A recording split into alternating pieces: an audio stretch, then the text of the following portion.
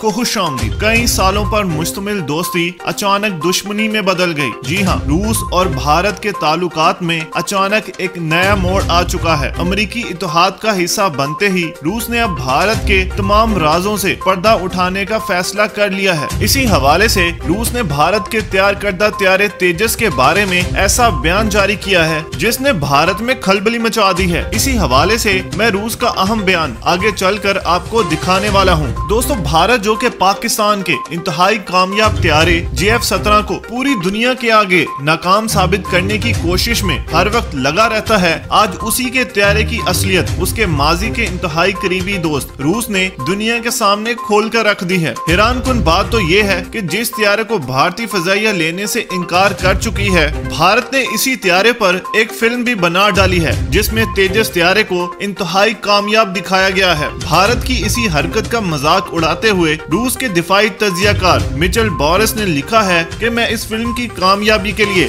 दुआगो हूँ, मगर अगर ये तैयारा पाकिस्तान गया तो इसका हाल भी अभिनंदन जैसा होगा और पाकिस्तान के हाथों इस तैयारे के पायलट को भी चाय पीनी पड़ेगी।